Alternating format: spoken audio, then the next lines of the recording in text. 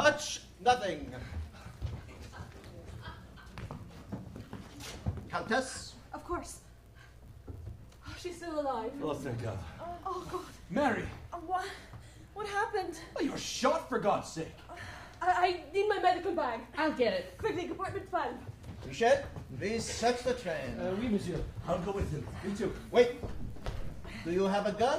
There's one for emergencies in the porter's box. Take it with you. This is not a game. Yes, sir. Come, quickly. Can you sit upright?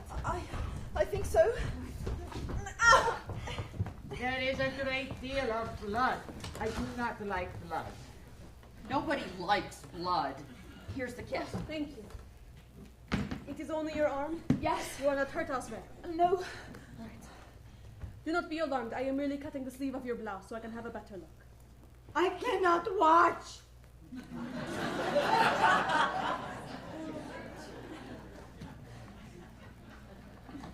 This may hurt a bit. It is, what do you call it in English?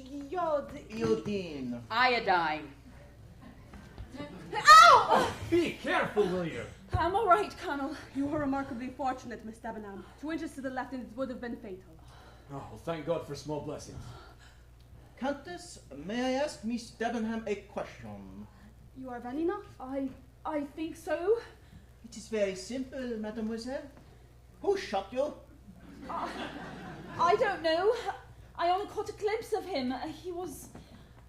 What? Tell us. Well, it makes no sense. He was in a kind of uniform. But I may have imagined it. Can you tell us what happened? I'll try. I woke up this morning feeling disoriented, as though I'd been drugged or something, and I had this splitting headache. So I looked for some aspirin in my suitcase, but I didn't have any. So then I stumbled out of the room, and I saw that Mrs. Hubbard's door was ajar. I called to her, but she wasn't there, and then I know I shouldn't have, but I went into her room. I'm sorry. Oh, that's quite all right. Go on. My head was splitting open by this time, and I wasn't thinking straight, so I looked for some aspirin in Mrs. Hubbard's makeup bag, and there was this knife, and it was covered with blood. A knife? In my bag? Yes. Where is it? Oh, I left it where it was. I felt so frightened. Holy cow. I'll go get it. Stop! You will not go get it. I will retrieve it when I am ready. Now, Miss Debenham, continue. Let me just say that this goes to show you that there was a man in my compartment last night. Mrs. Hubbard. Sorry. You talk too much. I beg your pardon. Miss Debenham? Well, I was frightened when I saw the knife, and I must have backed into Mr. Ratchet's room, and then I turned and I saw the body on the bed with all the blood and the wounds, and I screamed, and then I saw the man and the gun, and that's all I remember. It's all right. Are you sure it was a man? I think so. I assumed it was. I suppose I'm not positive. He must have been hiding in here behind the door, waiting to escape. So if I'd come in here first, whammo! No more show tunes in the shower. And that would have been a terrible loss. Mrs. Hubbard, can you tell me where you keep your makeup bag? Gladly. It's right behind the door, hanging on the hook. Merci. And if these compartments were any bigger, I wouldn't have to hang my bag on the hook like some drama school kid living out of a hold all. And holy God. I cannot look. I've never seen one like that before. I will be analyzing it for fingerprints. In the meantime, will you all please leave and do not touch anything as you go. When I have finished in here, I will be in a dining car, and I would like to see Miss Debenham. Now, see here. If she is able. Then Mrs. Hubbard, and then Miss Elson, and the princess again. Me? Countess, would you be so kind as to escort Miss Debenham to her room, please? Of course. You are strong enough? I'm much better, thank you. I see no reason to put Miss Debenham through anything stressful at the moment. I suggest you don't. I will bear that in mind. Colonel. I hope you solve all this quickly, monsieur. I am not afraid of dying, but I would rather not speed up the process. I intend to sue this company on the grounds of sheer anxiety. Eh bien, madame, you are not the only one who is anxious at the moment.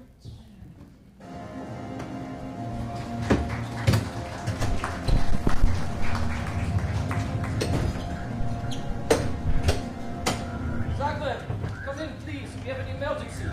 We cannot reach Belgrade, and we are 20 miles from the nearest town. We need assistance. Agatha, come in.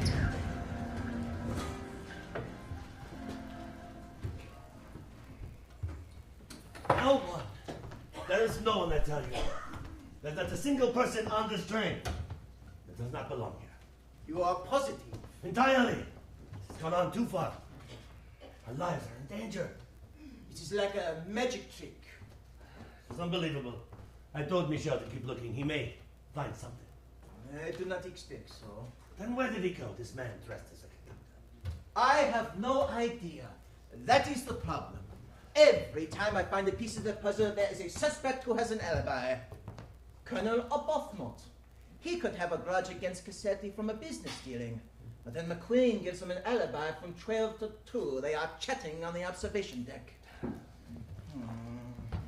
Aha! I say. What about Miss Olsen?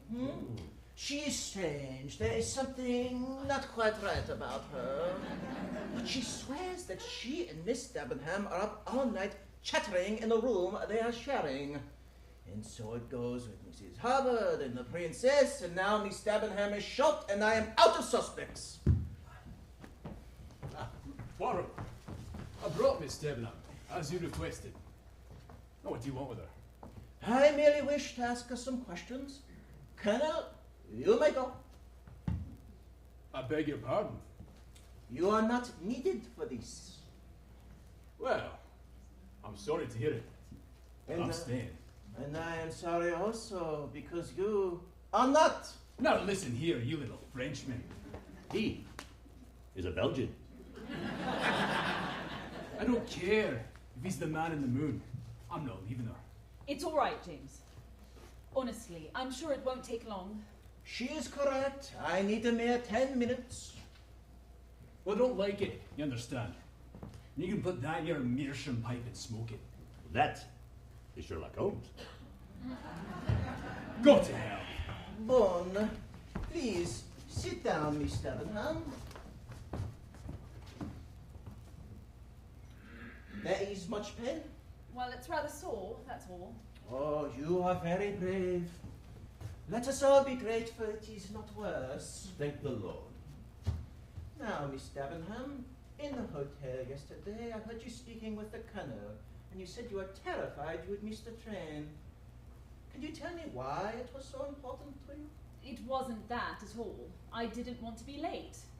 But you said you wanted to get it over with, get it all behind you. Get what behind you? You seemed quite agitated. I'm afraid you're reading into it. I'm tremendously punctual, that's all. Pardon. It is my profession. Sometimes I am too imaginative. And you and the colonel are very close, I take it. We only met a few days ago, and I suppose we'd rather hit it off. And as for the murder, I assume you know that the dead man was Bruno Cassetti. I heard. And what do you know of the kidnapping? Not much, I'm afraid. I've never been to the States. I see. And what is it that brought you to Istanbul? I lived with a family for about a year. I'm a governess. And can you tell me your whereabouts last night between midnight and 2 o'clock? I was in my room with Miss Olsen. We chatted until quite late. You see, she talks quite a bit, especially when she's anxious, and I may have dozed off for a few minutes. I see. May I go? You may. Oh, wait! There is one last thing. Would you sign your name, please? All right. It's a good thing I'm left-handed. I have trouble signing with my right at the moment. Merci. Please, get some rest. And on behalf of the company, I'll have a bottle of champagne sent straight to you. Thank you so much. And if there's anything else I can do to help, please let me know. Goodbye. Goodbye. Oh my God, could you imagine if she had died? Oh. Thank goodness. She is such a lovely young woman. Oh, she is more than lovely. She is a complete liar. Miss Debenham? She claims that she is not well acquainted with the Colonel, yet they are clearly on team. To him, she said she wanted to put something behind her, and now she pretends that these words mean nothing. But she was shot. In the arm? It could have killed her. I wonder. About what? Oh la la, you do not suspect her in case that is murder? It is not impossible. But it is impossible. She's cool. She's methodical. She would not stab a man to death. She would sue him in court. No. You are wrong if you think this crime is sudden and passionate. This is a long-headed crime, mon ami. I would stake my career on it. Look at this. The sleeve of a blouse. So what? There is a powder burn at the entry point. Which means? That the gun was very close to the sleeve when it went off. So what? The man was 2 feet away. Hold on, monsieur. I finished the search. And? Nothing. There's no sign of an intruder anywhere. If you like, I can show you. No, c'est tout. Would you be so kind as to remove your tunic, please? Come on. I see that none of your buttons are missing. And moreover, the thread for each button is old, so nothing was sewn on recently. That is correct, but may I ask? Mrs. Hubbard found this button in her room this morning. It is not mine, monsieur. So I see, but it matches yours exactly. It does. Michel, are there other attendants on the train at the moment? There's one in second class, a ticket taker I've known for years. Is he large or small? Quite large, I'm afraid. Shall I ask him to see you? No, that is quite all right. And what other passengers, besides the ones in this coach, are on the train? There's hardly anyone at the moment. It is the off-season.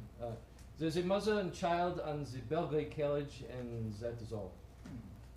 And could there be a second conductor on the train wearing a uniform like yours? Oh, no, monsieur. There's no such thing. I had to earn this uniform with many years of service. However... Oui? Well, frankly, I'm not sure I trust her word, but Miss Olsen says that last night she saw what she calls a second conductor on the train. Miss Olsen?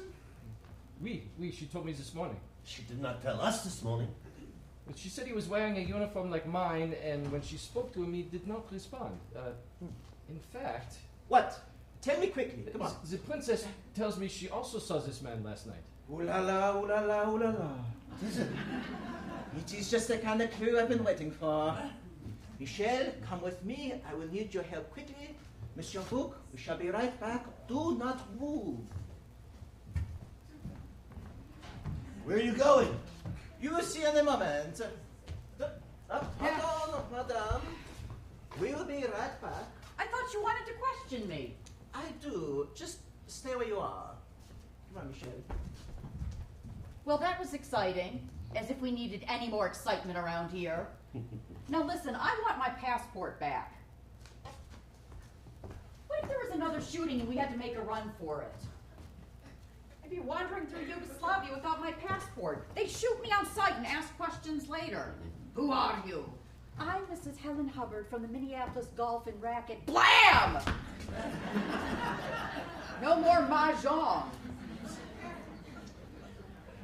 Madame, you have been extremely patient. And believe me, I am grateful. If there's anything I could do to pay you back, please, I'm at your service. Oh. You remind me of one of my husbands. Which one? The next one. No, please. Put it back. It is my suitcase. You may not take it. You must have a reason. I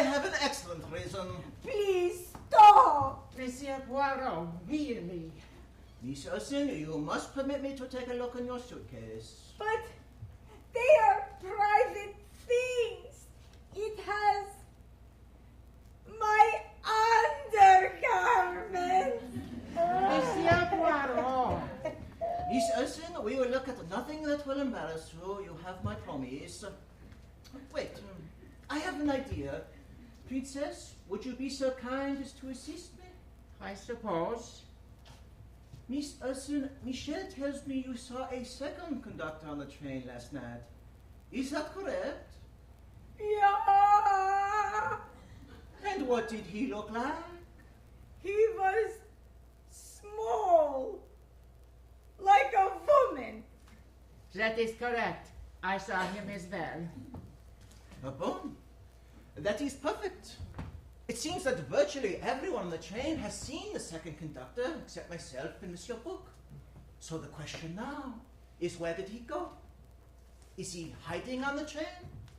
If he was still in uniform, we could spot him quickly. Therefore, at least one conclusion is that he has hidden his uniform and done so in the luggage of one of the passengers. But why choose me? There are other suitcases. Try one of the other ones first. Princess, would you be so kind as to raise the lid and tell us what you see inside?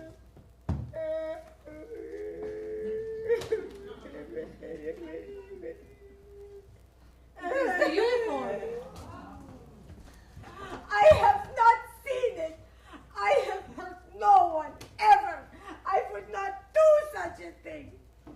I am not a murderer. Oh, no.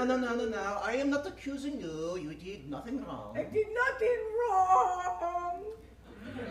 Monsieur Book, does the jacket have all of its buttons in place? No, there is one missing. There you go. Are we surprised at this? Oh, wait.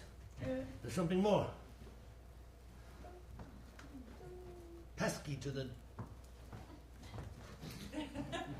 train, the doors of the train. Well, that would explain how he got in my room last night. No, mademoiselle. Just tell me, when was the last time you looked in your suitcase? It was yesterday, right after we boarded. So someone could have hidden it this morning after you left the room. I have no idea. I have never seen it before. Monsieur Poirot, I must insist that you stop bullying poor Miss Olsen in this manner. She's simply not up to it like the rest of us. You are right. Forgive me. Now, would you be so kind as to help Miss Olsen back to her room and take Mrs. Hubbard with you? I need to speak with the Countess alone for a moment, if you do not mind. Well, of course we mind. Every time things get juicy, you throw us out again. Will you please stop this gossip mongering? Me? Your mouth is open so much I can count your teeth. What a pleasure to learn you know how to count, bird brain. Oh, well, if I'm a bird brain, you're a communist. I am not a communist. I am in exile. From your husband, I'll bet, who couldn't wait to get rid of you. And who's the one with all the divorces? My husbands were unfaithful. And this surprises you? Oh! Ladies, okay. ladies! We're all a bit worked up at the moment. Please, this way. Oh, thank you.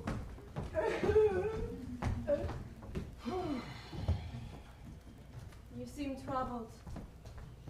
I am getting more and more concerned. Is that another crime gonna occur? No, that I will solve this one.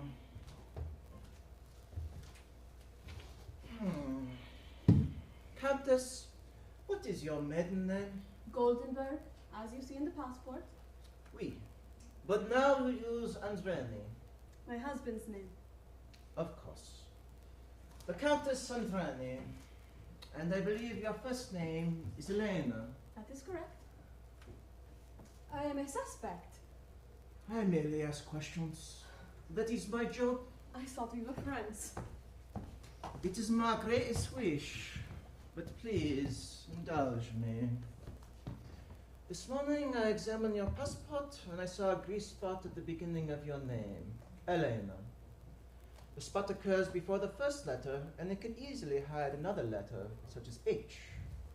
Now, if you add an H at the beginning of the name, it becomes Helena, which was used by Shakespeare in A Midsummer Night's Dream. That is true. The kind of name an actress might choose for her daughter. I suppose.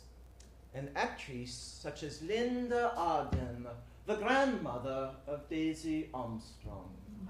If you say so. And the name Linda Arden is itself a stage name, surely.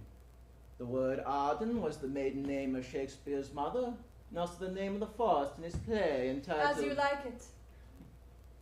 You know your Shakespeare well, Von Hungarian. I have studied Shakespeare since I was a child. Yes, I know. I believe your mother, Linda Arden, taught it to you. That is... And that would make you the aunt of little Daisy Armstrong. The aunt who went to graduate school and got a degree in medicine and then moved to Europe and got married. I do not know this woman, but I would imagine she still suffers from the loss of her niece and her sister. My dear, there is no use denying it. When the train gets underway again and we reach the next city, a simple telegram will get me a photograph of Daisy's aunt and it will all be over. But I didn't kill him! I should have, but I didn't. I didn't even know who he was until you discovered it. But when you did, I realized that if you knew I was Daisy's aunt, you would think I had killed him because he was a blackmailer and a swine and the killer of a darling, sweet, innocent child who deserved to live. Madame, really? It's the truth. I swear to God. But I'll tell you this. If I had known who he was, that he was Bruno Cassetti, the man who stole two of the people I loved most in this world, I would have shoved the dagger through his chest myself, and believe me, no other wounds would have been necessary.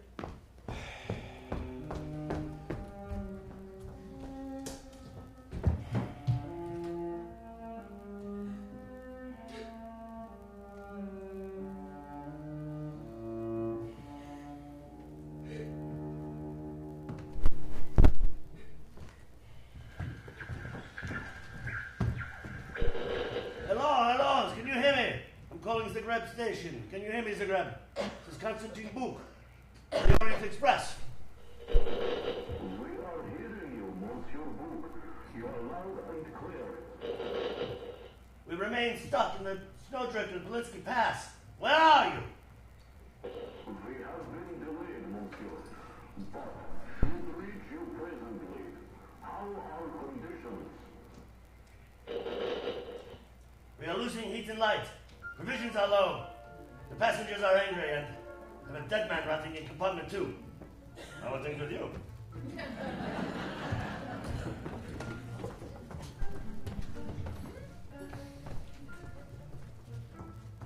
Well, I'd like to know what the hell's going on. He wrote me a note and said to meet him here. He wrote me one as well. I find this all ridiculous. So where's that little Frenchman hiding? Is he being mysterious again? He sent me a note to join him here. I received one also. Oh, well, he's obviously up to something. That little weasel. Pardon, I have kept you waiting and I apologize. I had to get, how you say, my ducks in a row. Ducks? What ducks? It's an expression, Greta. You drive me crazy. Oh. Please, all of you, be seated. I have an announcement to make.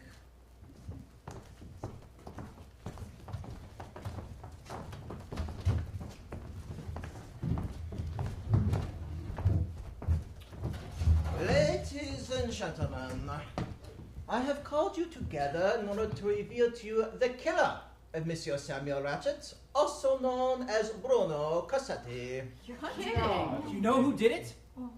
I believe that I do. But first I must interrogate the last of your fellow passengers who has not yet answered any of my questions. Colonel Arbuthnot. Me? James? Do you have a problem answering my questions, monsieur? No, of course not. Excellent.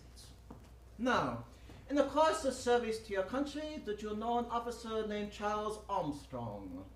No. Have you heard of him? Yes, we served in the same theatre of action, but we never met. Have you heard of the Daisy Armstrong case? Of course I have. She was murdered by some brute who was out for money. And did you know that Colonel Armstrong was Daisy's father? No, I didn't. Or that he took his own life after the tragedy? Oh, God, well, I am sorry to hear it. Colonel, at the hotel in Istanbul, I overheard you say to Miss Debenham that you wished she was out of all this. What did you mean? I can't imagine. Then she said that no one should see you together until it was all behind you. Until what was behind you? I have no idea. Are you aware that you are obstructing justice? I'm aware of no such thing. And you, mademoiselle? Can you explain what you meant? I told you already, I wanted to get the trip behind me. I think you are lying. Now listen here. Colonel, I am still talking. Now tell me what you meant at the hotel. You wanted to get her out of what? She wanted to get what behind her? I'm married. Alright? I'm in the process of getting a divorce, which I deserve because my wife is seeing another man. But I'll lose my case in court if it's known I'm seeing a woman socially. When the divorce is behind us, we can stop hiding. Which is why we've been trying to keep things private, no thanks to you. Oh, you have been doing a very poor job of it, I'm afraid. Well, some of us have emotions, Poirot. I'm sure you'd sacrifice your own mother if it led to one of your damn solutions. And I don't think you know what the hell you're doing. I know exactly what I am doing, Colonel. I am investigating the murder of Bruno Cassetti. Well, he deserved to die. Uh-huh. Then you know who he is. Well, yes. They told me. Oh, but you did not know before they told you? And Colonel Armstrong was not your friend in the war? You did not save lives together as you fought with the Indian Army on the northern frontier? You did not swear fidelity and friendship with this man at the time of your trial by fire together? And now you do not give him the respect he deserves for all the tragedy and loss he had to endure before he took his own life. Shut up, you carping ninny! What do you know about tragedy? Huh? What do you know about honor? James! You have been telling me lies, n'est-ce pas? Everyone in this room has been telling me lie after lie. But make no mistake, I know who killed Bruno Cassetti, and I know precisely how it was accomplished. We're listening. The facts of this case could not be more simple. At 5 o'clock last evening, this train left Istanbul on its way to Calais with stops in between. At approximately 12:30 last night, it ran into a snowdrift and was forced to stop. And at 10 o'clock this morning, Mr. Cassetti was found dead with 8 stab wounds to the chest. These are the facts. C'est tout, c'est fini. However, these facts permit 2 possible solutions to the crime. Under the first solution, one of Cassetti's enemies boarded the train at Sofia and brought with him a Weatherly uniform which he later put on.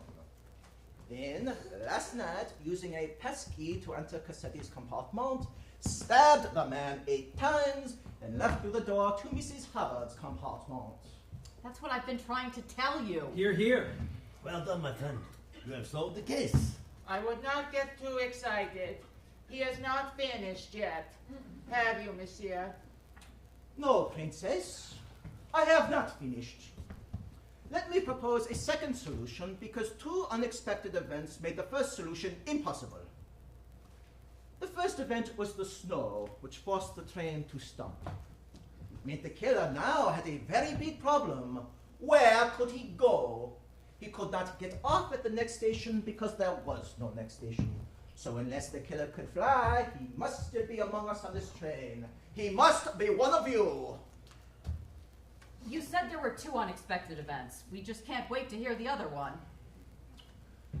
The second event was the discovery of the fragment of a letter that said, "Remember little Daisy Armstrong." And from this fragment we know that the killer was not some random enemy of Bruno Cassetti, but someone who came to avenge the death of a 5-year-old child. Am I being fair about this, Miss Stubbenham? What do you think? I suppose so. Excellent. Now, with these facts in mind, the second solution took root, and little by little it has blossomed in all of its terrible ruthlessness. The first clue leading to this solution appeared within an hour of my arrival at Istanbul, when I learned that there was not a single ticket left on the first-class coach of the Orient Express. It is never full this time of year. That's incredible. And it was incredible. Why was this train so suddenly full? But thanks to Monsieur Book, I had a berth on the train, and soon, on the platform, I met an astonishing company of actors. Monsieur Poirot, I look forward to hearing of your wonderful adventures. Princess Dragomirov, how lovely to see you. I have agreed to pay her way if she will assist me as I travel to Paris. I am not married, except to God Almighty, who lives in heaven. Hungarian, French, Russian, Swedish. What were all these people doing on the same train? Something was amiss. It was like looking at a painting by Pablo Picasso. Over there's an eye, on top of an ear, behind a nose, and nothing was normal. Consider the moment in the corridor last night. Help! Someone come quickly! Help! Miss Hubbard, what? What is it? There was a man in my room. He ran off. I'm sure of it. It's ready to go. That way, just this second. Oh, madame, that is where I'm coming from, and I saw no one. How is this possible? How should I know? And then came the matter itself. A businessman dies in a locked room in a torrent of almost unspeakable violence. Dear God, it is awful. Do you see his chest? It is horrible. I cannot believe it. And then it was time to inspect the body, and the Countess and I found not one, not two, but 8 stab wounds to the chest. Perhaps the man changed hands during the stabbing. Or there were 2 assailants. One strong, one weak. After that, I was offered a feast of clues. The open window, the wine, the gun, until one clue of real importance was at last discovered. The broken watch. But he stopped at 1:15. Ha ha! At last! It is the time of death. But for me, the importance of the watch was not the time it told, but the place it was found. In Mr. Cassetti's pajama pocket. An unlikely place to keep a watch, don't you think?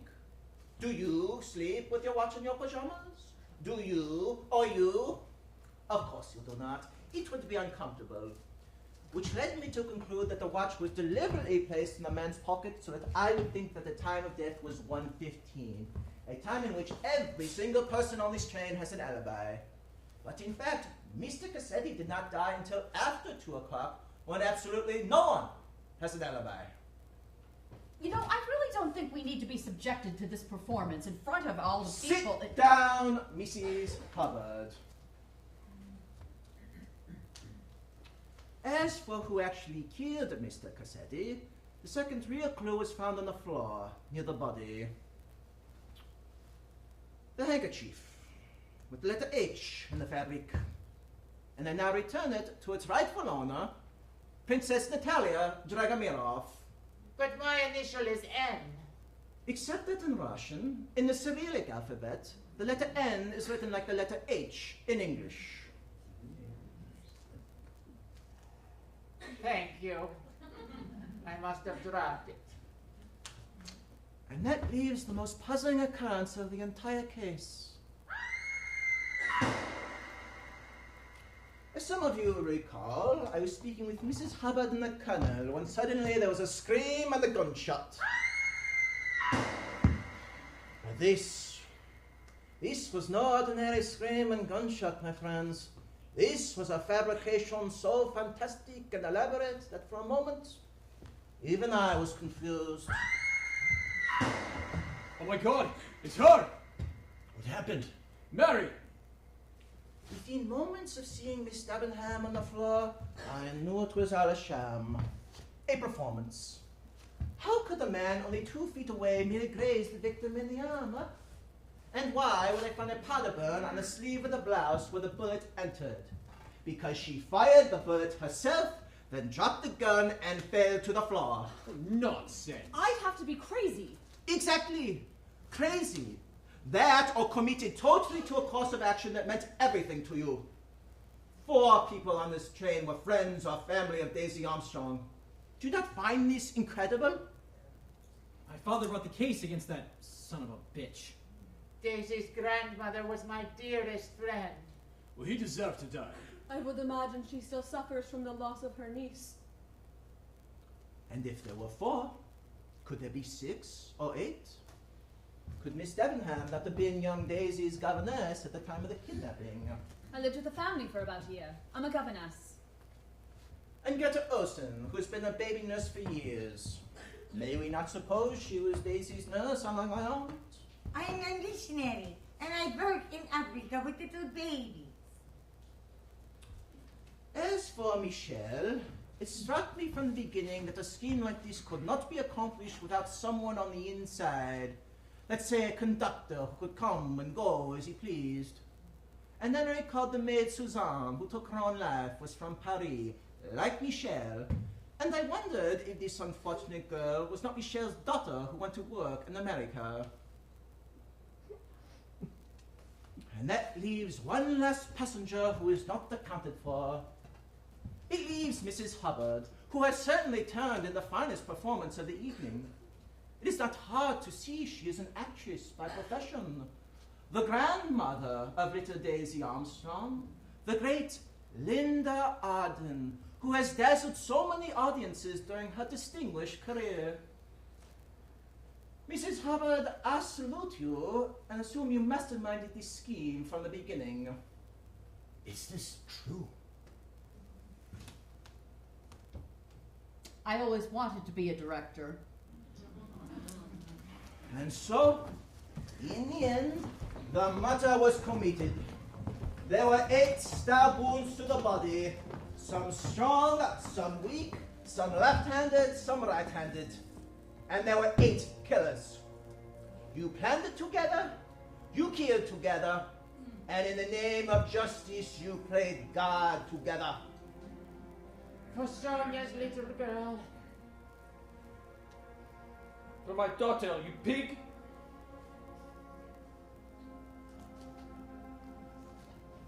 For Charles. For Daisy. For little Daisy.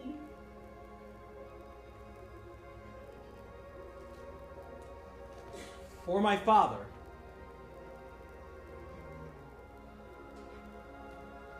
For my darling Daisy.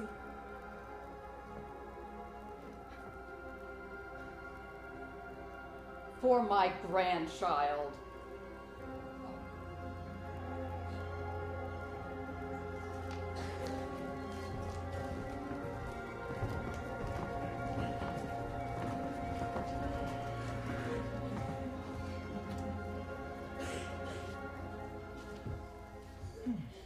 And now, my friends, what am I to do, huh?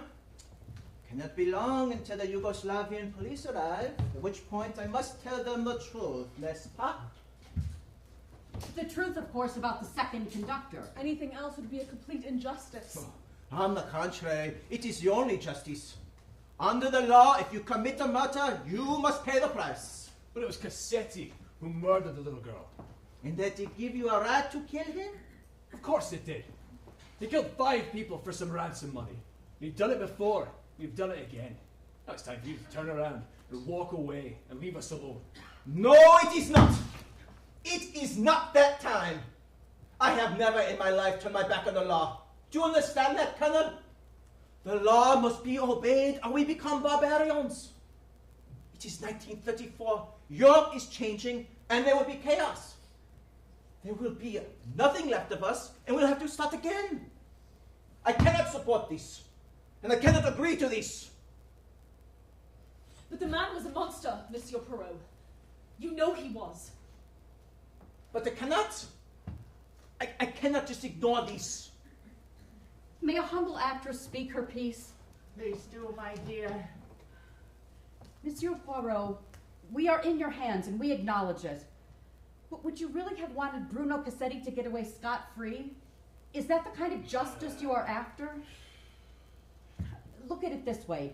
You have a perfect solution staring you in the face. You have the button, you have the uniform, and you have 3 reliable witnesses who saw a man in the corridor last night. Certainly you're not calling all of us liars, because if you did that, there would be months of trials. Lives would be damaged even more than they've already been. And people would be forced to relive the most terrible experience of their lives. More terrible than any human being should ever have to experience. Is that what you want? Examine your heart and tell us what you want.